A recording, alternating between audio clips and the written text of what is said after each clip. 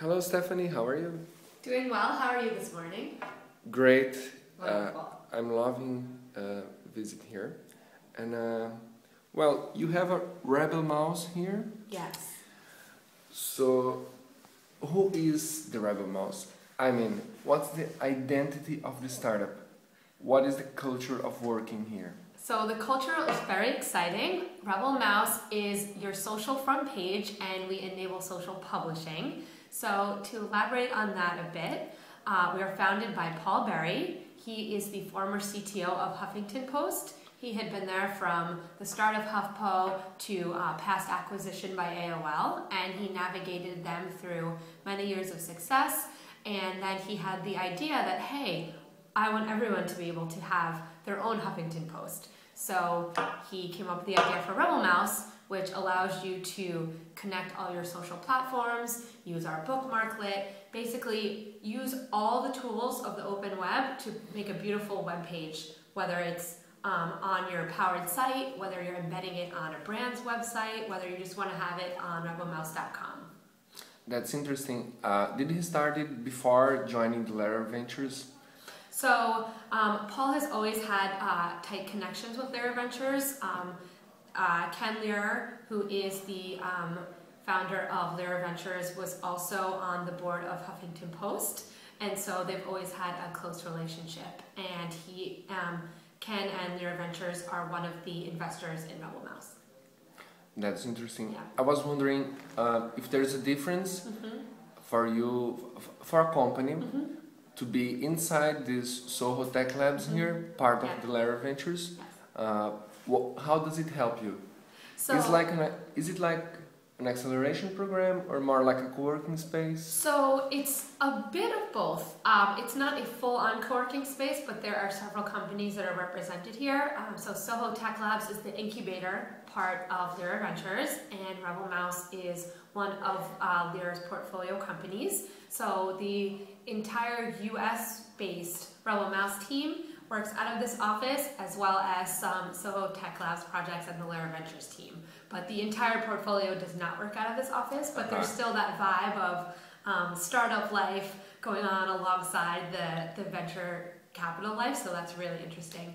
But Rebel Mouse also has a global team, and they're very much a part of our everyday team, and most of our developers and designers are around the world. So that is a skill that Paul honed at Huffington Post, where he became kind of the go-to guy for managing a successful round-the-clock global tech team. And I have to say they're the best, they're the fastest and most efficient and most talented team that I've ever worked with. And even though they're global, we have a really strong communication system to make sure we're all one team. That's great. And when you say global team, you're talking about how many people? We have about 30 developers and designers. Wow. And there's 7 people here in New York right now. That's great. Yeah. It feels like the tech side is well backed. What other challenges or what else is meaningful to this business that you have to develop? Like, do you need a sales team or something like that? So right now the highest priority is the tech side. That's why we're so heavily slanted onto the tech, dev, designer, developer side of things. And we're rolling out several things. There are many new features that are going to be coming out over the next weeks and months. And we're also working on a mobile app. You can use everything on Rebel Mouse on mobile right now, iPhones, iPads, anything, but we're working on an app that will really optimize things and make it easier for you to edit and take advantage of all the features on the fly. That's interesting. And do you believe being part of Lara Ventures pushes it towards a consistent business model? Is it like, so did we get some revenue yet? Or did we discover how to sell something? Well, I will say that having Eric Hippo and Ken Lear on our board is phenomenal, and they're incredible resources. And they come here often? Yes, yeah, they're around, which is really great. And having that insight is priceless for a startup, I would say. Especially one where we're kind of shaping new territory, bridging the gap between social. We have a new ad product that's just rolling out now, and so yeah, we think we're breaking into some new territory, and it's great to have expert advice on our side. That's interesting. And what other companies do you work with here? Like, who are your neighbors? Here. Our neighbors right within this office space. So as I mentioned, it's really just Soho Tech Labs. A couple of companies that are incubating that aren't really public knowledge yet.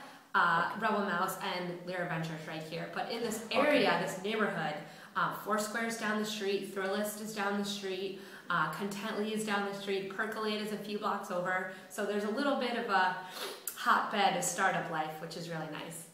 Do you feel like it's your Silicon Alley here? Yes, for sure. Do people say this?